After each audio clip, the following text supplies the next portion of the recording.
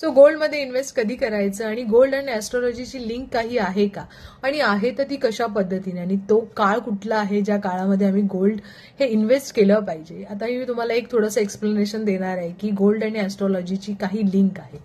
तर सगळ्यात महत्त्वाचं, आपण दागिन्यामध्ये सोन्याला सगळ्यात महत्त्व म्हटलं जातं. सोनं हे सगळ्यात महत्त्वाचा दागिना आणि खूप महाग सुद्धा असतो. तसंच प्लॅनेटमध्ये गुरु हा ग्रह सगळ्यात मोठा मानला जातो आणि तो फार महत्त्वाचा असतो.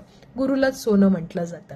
मग अशा वेळेला गुरु जेव्हा कर्क राशीमध्ये जातो तेव्हा गोल्डचा रेट हा वाढतो. पण सगळ्यात महत्त्वाचं, गुरु हा आता मिथुन राशीमध्ये होता काही दिवसापूर्वी आणि मग तो कर्क राशीमध्ये आता सध्या आहे. पण तुम्हाला माहित आहे का, पुन्हा तो मिथुन राशीमध्ये येणार आहे. 5 डिसेंबर नंतर पुन्हा तो मिथुन राशीमध्ये येणार आहे.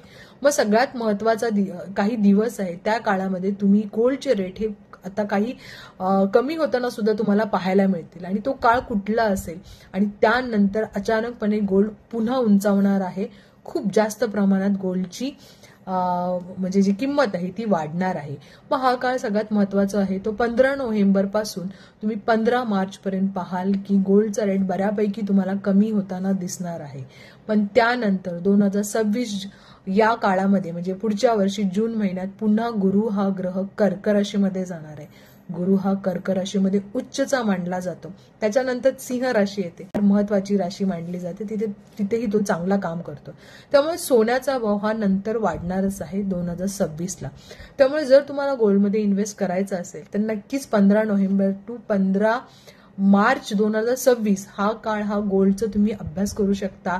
कमी किंमत तुम्हाला बऱ्यापैकी साईड बाय साईड ती थोडीशी कमी होताना दिसेल, आणि अशा वेळेला जर कमी होत असेल तर नक्कीच तुम्ही इन्व्हेस्ट करू शकता. पण 2026 नंतर गोल्डची किंमत ही फार उंचावणार आहे. परत कर्क राशीमध्ये उच्च असतो, तिथे तो खूप चांगला परिणाम देतो. त्यामुळे सोन्याचा भाव नक्कीच वाढणार आहे. त्यामुळे जर तुम्हाला गोल्डमध्ये इन्व्हेस्ट करायचं असेल तर 15 नोव्हेंबर टू 15 मार्च हा काळ तुमच्यासाठी नक्कीच चांगला असेल. अभ्यास करा त्याच्यावर, बघा तुम्ही रेट कसे होत आहेत. पण हा काळ सगळ्यात चांगला असेल. 2026 नंतर गोल्डचा रेट जेव्हा गुरु कर्क राशीमध्ये जाईल तेव्हा फार वाढणार आहे.